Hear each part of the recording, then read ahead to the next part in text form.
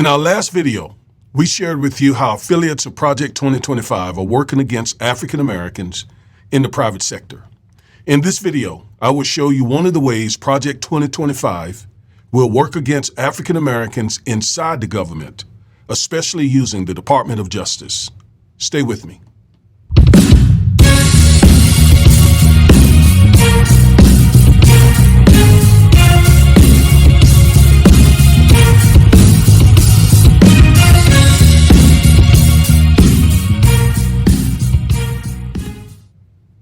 Hello, everybody. This is Attorney Augustus Corbett, one half of the Defiant Lawyers.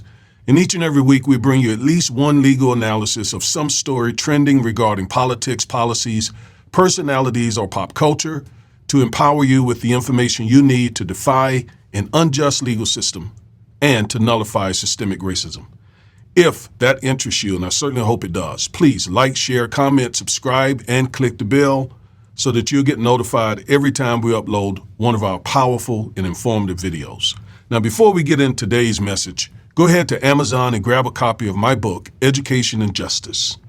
This book will enable you, if you have an African-American son in public schools, how to recognize the things that they do to undermine the education of African-American boys and what you can do to help your son. Also, if your son is not reading at grade level, we started a program called BARS. We would love for you to become a part of that program. It's a summer reading program. The word BARS, in fact, stands for Black American Reading Strongly, and we would love for you to be a part of it. Just go to our website at lljp.org, lljp.org, and sign up. That's all you have to do.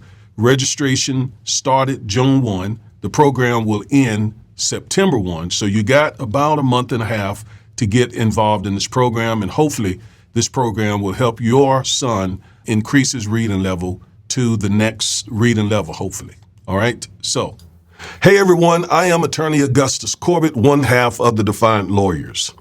Recently, I took a look at our analytics and I noticed something shocking. Many of you watch our videos and I believe you enjoy them, but you haven't subscribed yet. What are you waiting for? Again, I was shocked because I know our content is empowering and informative. Plus, our 2024 goal is to have 150,000 subscribers before the end of the year. Please help us by hitting that subscribe button, especially you young folks. We particularly want to increase our number of young subscribers. Thanks for all your continued support. We appreciate it very much. Today, we're going to talk about Project 2025's plans, ominous plans, in fact, for the Department of Justice. And specifically, as we go to another screen, we're going to look at how Trump will weaponize the Department of Justice. Now, we know that he says that Biden has already weaponized the Department of Justice against him, but we know that's not true. We know that Merrick Garland has not received instructions from Biden to prosecute Trump. What Merrick Garland has tried to do, and the other prosecutors, is to hold Trump accountable. That's it. Nevertheless, Trump is going to use the prosecutions from these cases as an excuse to act just like the autocrat and dictator that he wants to be anyway. All right, so I'm going to show you, though, how this is going to impact African Americans. So let me first of all, though, give you a warning, and I want to read it straight from the screen here. There are some African American YouTubers who are telling African American people Project 2025 is not real, or it's a hoax, a scare tactic, or it has always been around. That is amazingly irresponsible and false. Even more amazing is African Americans continue listening to such YouTubers. As Dr. King said, nothing in the world is more dangerous than sincere ignorance and conscientious stupidity. And those are Dr. King's words, not mine, but they are absolutely appropriate. Now listen to me carefully. Project 2025 in some form has been around since the Reagan administration. I explained that in a previous video. But what they have planned for 2025 and beyond is much worse than what they had implemented during the Reagan and Bush administrations. Much worse, because Project 2025 actually hits at the very foundation of our democracy. Project 2025 actually sets up fascism, which is really bad for African Americans. Just go back and look at my previous videos, and you'll see that fascism is bad for minorities. Okay? So, yes, African Americans have obviously had a very hard time in this country coming through slavery, Jim Crow, etc. That is true. Project 2025, however, is something that has been implemented in America since or following the Civil Rights Movement. So it has not always been around. Racism has always been around. White supremacy has always been around. But with the passing of the civil rights laws of the 60s, we had some protections. Project 2025 is aiming to get rid of those protections or to abuse those protections in a way that is deleterious to us as African Americans. All right? So don't listen to people who are saying that Project 2025 is not real. I mean, there's a over 900 page manual that you can go and just download and read for yourself. I'm not making up anything. I'm not trying to frighten you. I'm trying to enlighten you. And hopefully getting enlightened will cause you to want to fight, right? So it's not trying to scare you into flight. It is giving you the information you need to be enlightened so that you can fight. We got to fight this. We got to fight this primarily by making sure Donald Trump does not get reelected so that he cannot implement Project 2025 or the Agenda 47, whichever one. They're both bad, and they pretty much mirror each other. So, Project 2025 plans disturbing, ominous changes for the Department of Justice. And so here in front of us is a gentleman named Jane Hamilton and another gentleman named Mike Davis. Jane Hamilton wrote the part of Project 2025 having to do with the Department of Justice. Mike Davis is one of the people who may become the Attorney General under Trump. I'll talk about him in just a few minutes. But let's look at some of the things that Jane Hamilton has to say about the Department of Justice. Now, this is my sort of introductory information here before we read what Jane Hamilton has to say. Project 2025 will severely change the Department of Justice, which is a very, very important federal agency for African Americans. The Department of Justice has been the main protector of civil rights of African Americans. However, a new Trump administration will stop enforcing civil rights laws to protect African Americans and will use civil rights laws against African Americans. Cases such as the Ahmaud Arbery case. Do you remember when Ahmaud Arbery was murdered by those three racists down in Georgia? They were prosecuted in state court, and then his parents were able to get the Department of Justice Civil Rights Division to prosecute them in federal court. Well, that's probably going to go away. The same thing with Derek Chauvin, who murdered George Floyd. He was prosecuted in both state and federal court, but the federal case would have never happened had Trump been in office. So yes, cases like Ahmaud Arbery, Derek Chauvin, and other cases like that under a Trump administration will not happen. All right? They will not happen under that man's administration. Now, let me show you why I say that so that you will see here that this is coming straight from the horse's mouth. This is coming straight from Project 2025. Here's what it says. Pursuing equal protection for all Americans by vigorously enforcing applicable federal civil rights laws in government, education, and the private sector. All right, so that sounds good, right? That sounds good. But keep your antennas up. Watch what it goes on to say. Entities across the private and public sectors in the United States have been besieged in recent years by an unholy alliance of special interests, radicals in government, and the far left. In other words, what Jane Hamilton is saying here is there has been an aggressive enforcement of civil rights laws. And that is what they're trying to stop. That's what they're trying to prevent from happening. But they don't just say civil rights enforcement or to protect the rights of African Americans. They don't say that. They use these fancy words to distract you. Again, unholy alliance of special interests, radicals in government, and the far left. Again, talking about civil rights prosecutors in the Department of Justice who fought against all of the racism that came along during the Trump administration. And they want to get rid of that. He goes on to say, this unholy alliance speaks in platitudes about advancing the interests of certain segments of American society.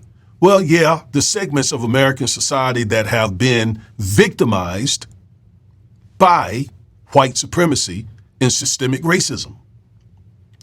But that advancement comes at the expense of other Americans. In other words, that advancement, fighting for African American civil rights, comes at the expense of, instead of saying other Americans, what he really wanted to say is white Americans. And in nearly all cases, violates long-standing federal law. Totally false. So they're saying that under the Biden administration, there has been aggressive civil rights enforcement. Aggressive. And they want to change that. They want to stop that. As well as under the Obama administration. They want to stop it. They want to change it. So they intend to change the Department of Justice. And remember, because of the Chevron case, they're able to, in fact, Trump is able to fire all those career prosecutors in the Department of Justice and put his own prosecutors in there. And we're going to see that's exactly what he has planned. All right, stay with me. Now, Jane Hamilton says, even though numerous federal laws prohibit discrimination based on notable, immutable characteristics such as race and sex, the Biden administration, through the DOJ Civil Rights Division and other federal entities, has enshrined affirmative discrimination in all aspects of its operations under the guise of equity. It is notable that he uses the term affirmative discrimination. What does that remind you of? Affirmative action. In all aspects of its operations under the guise of equity. We know how they hate equity. We know they don't want equity. That's what this fight is really all about. It's about equity. Equity is different from equality. Equity is not only the opportunity, but it is removing the barriers. It is making the playing field level so that African Americans can have a real chance for full equality. We got a level of equality, but we're demanding full equality.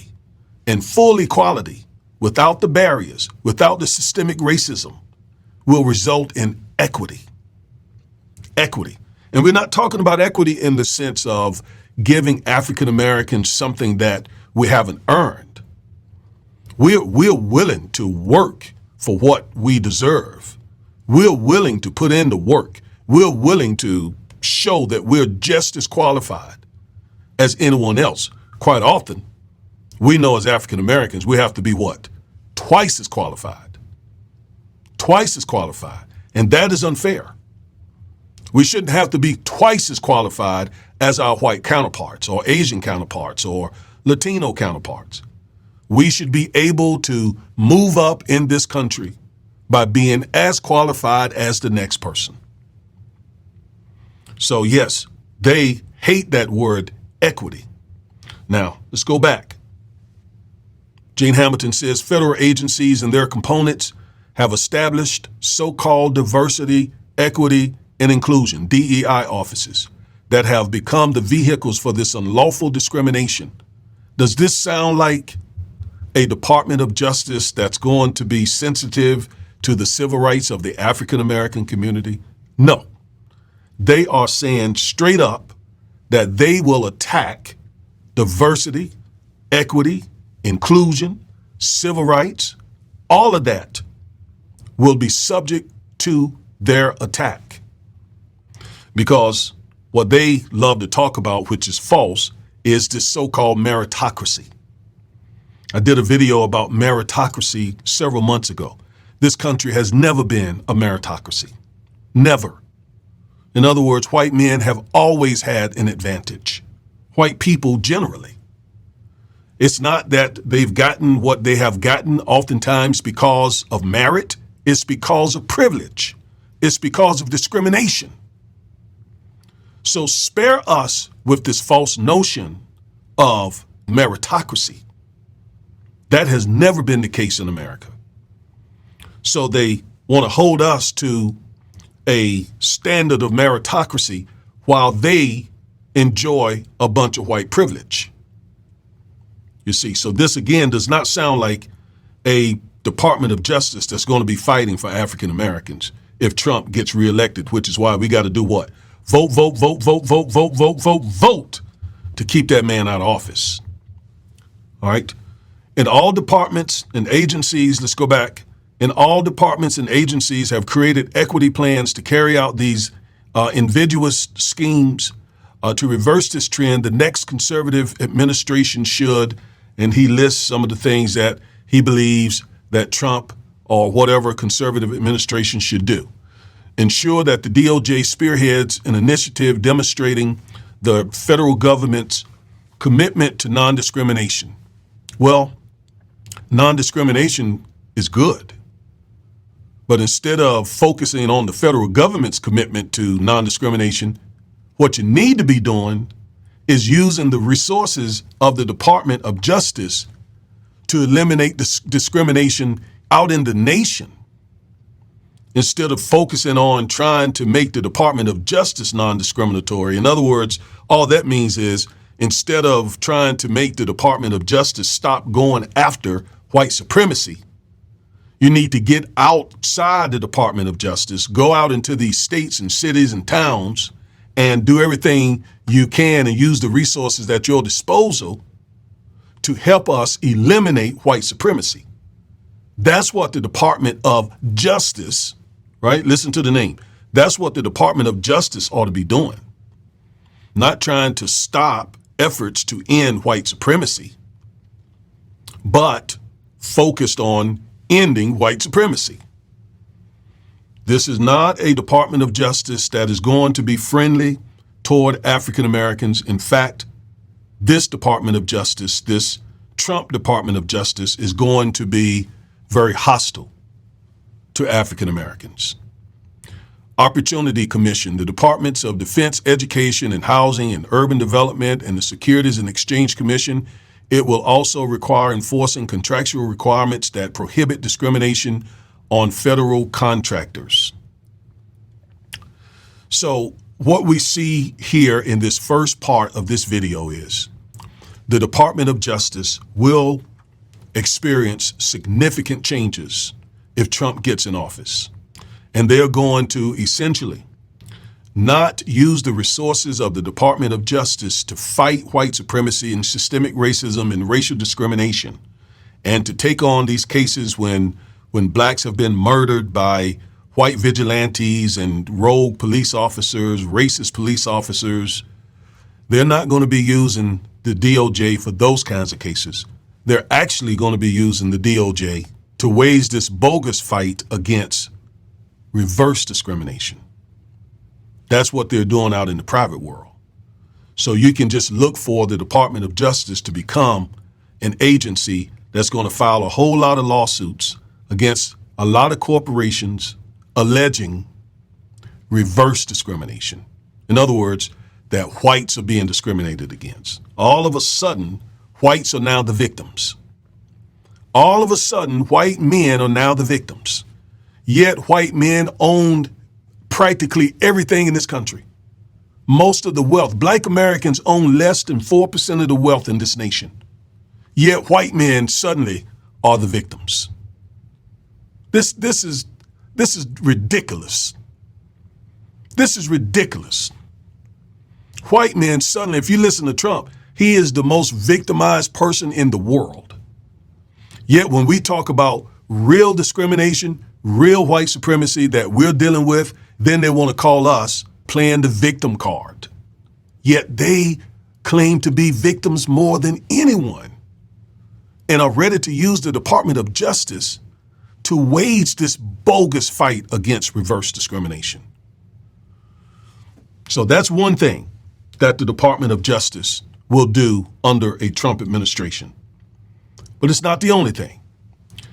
A new Trump administration will also use the DOJ to punish Americans who attempted to hold Trump accountable, such as Jack Smith, Alvin Bragg, Fonnie Willis, Judge Merchan, Judge Chutkan, etc., and everybody in between.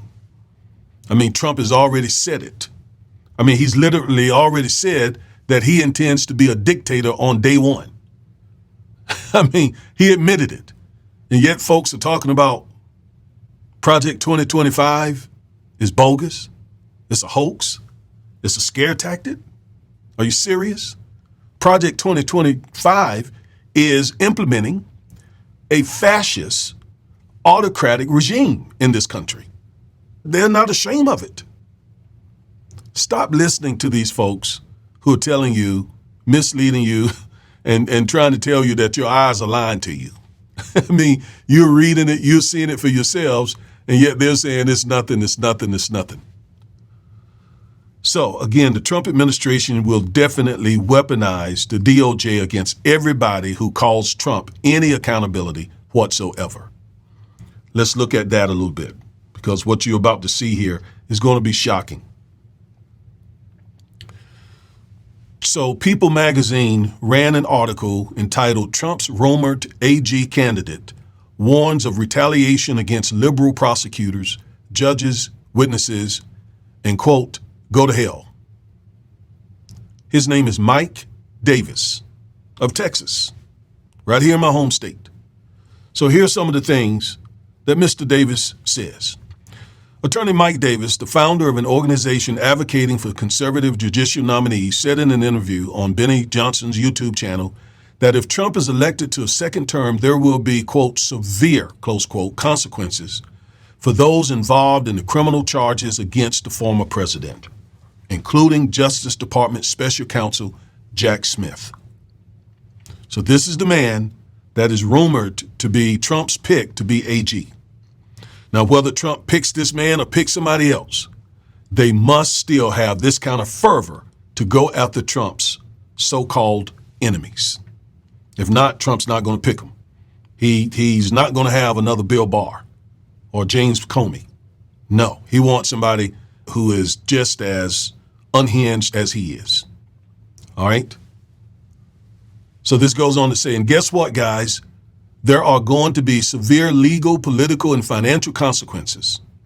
We are not going to turn the other cheek. They can go to hell, he added. This sounds like Russia.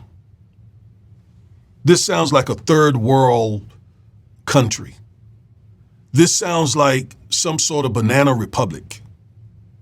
This sounds like autocracy. This sounds like a dictatorship. This sounds like North Korea.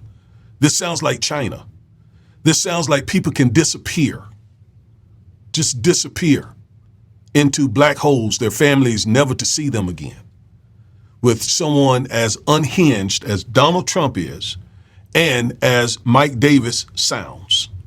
And do keep in mind that Trump has absolute immunity. So all he got to say is, I was doing an official act when I instructed A.G. Davis to go after these prosecutors. And those 6 conservative Supreme Court justices will likely agree with him and put him in a position where he couldn't be prosecuted, although he ordered murders. That's where we are. This is not a hoax. This is real. The only thing preventing it is us voters getting out, including us African-American voters, getting out and voting. I looked at some data last night. In the 2016 presidential election, only 56.9% of African-American people voted. And that played a part in Trump taking office in 2016. We can't have almost half of African-American people voting the couch, because we always experience the ouch when we vote the couch. I thought I'd put out a little bar right there. Ouch, I voted the couch, because that's what happens. You vote the couch, you give them the opportunity to tighten that rope up tighter, to tighten it up around our necks just a little bit tighter while we voted the couch. And some folks justify that by saying, well, until we get reparations, until we get tangibles. And we definitely should be fighting for reparations and tangibles. But we don't stop voting contingent on getting reparations. We vote to get reparations. We vote to get the tangibles. We don't sit home with our arms crossed saying, I'm not going to vote until I get tangibles, until I get reparations. That to me sounds like an insidious scheme and plot of our enemy to tell African Americans not to vote until they receive the very thing that voting will produce. Why do I say that? Well, think about it. In order to get the tangibles and the reparations, we got to have the right people in office on all levels, the federal, the state, and the local level. There are some states, there are some local governments that are seriously considering reparations, only because the constituents of those local areas and states and so on were able to get people in positions of power so that those people could vote favorably for reparations. I don't understand why anyone would tell Black Americans not to vote until they get reparations, knowing that reparations will be contingent on Congress, who controls the purse strings of this country, until Congress votes on that and acts a law awarding African Americans reparations. Well, who is Congress made of? Elected representatives. How do those people get elected? Because we vote. This is logical. And not voting until we get reparations is completely illogical. It's like saying, let me think of an illustration. It's like saying, I won't put my shoes on until I start walking. That's backwards. You put your shoes on first, and then you walk. You don't sit down and say, I'm not going to put on my shoes until I start walking. Have you ever tried to put your shoes on while you're walking? It doesn't work that way. We got to vote, and not just 56.9% of us. We got to vote overwhelmingly to get the right people in place to pass a reparations bill and to give us the tangibles. 56.9% won't do it. And let me just say, you have folks out here who are saying, well, the Democrats have done nothing for blacks, which is total garbage. It's false. It's not true. But even if it were true, it is because we don't vote. You cannot, 56.9% of us can't vote, and half of us, the other half stays home, and then say, well, they don't never do nothing for me.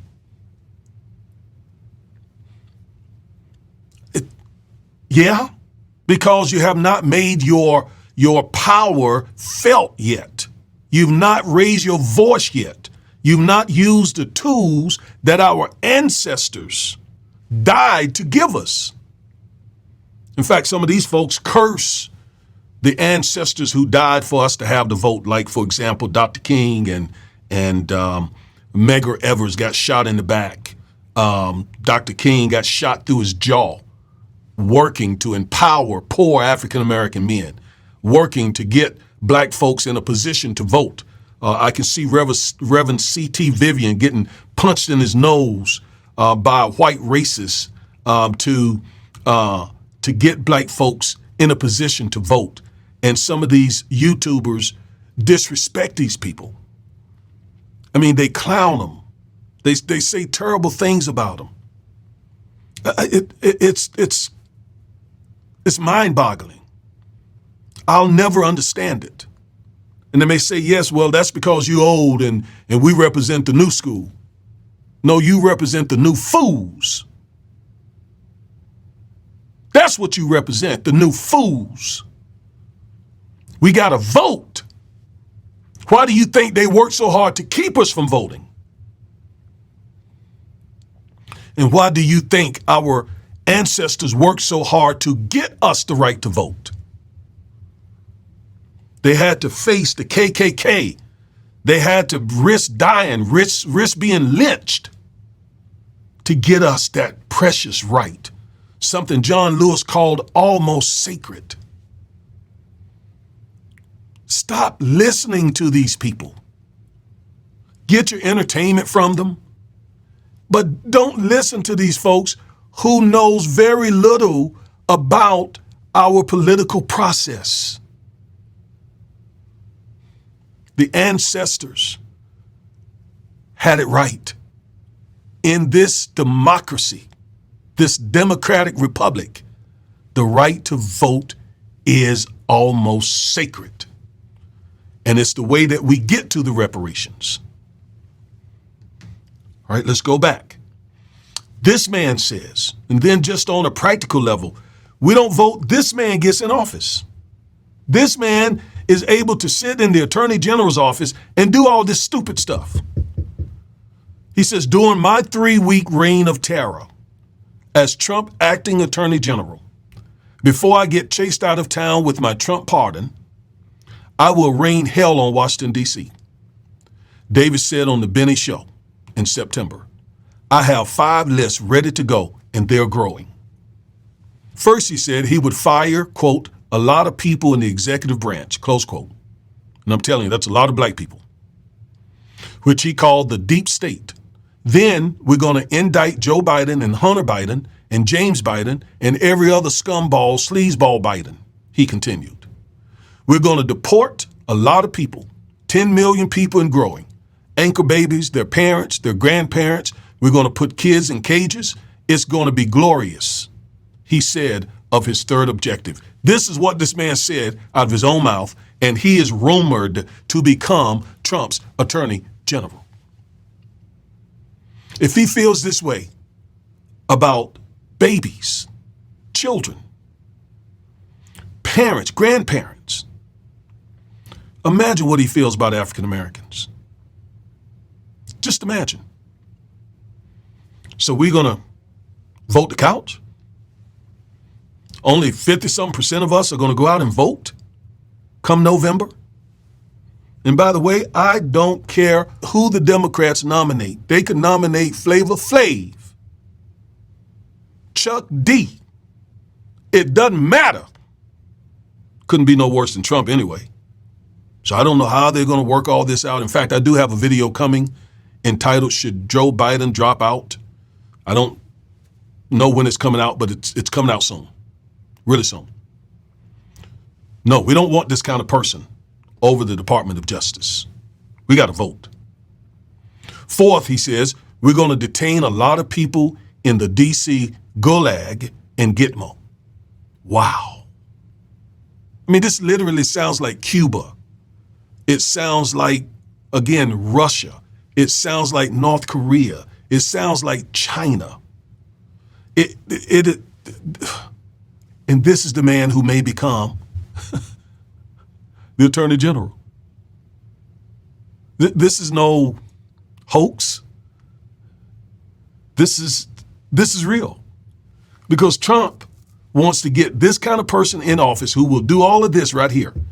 And you notice he said he's going to leave town with his Trump pardon because he knows he's going to be breaking the law. He knows that.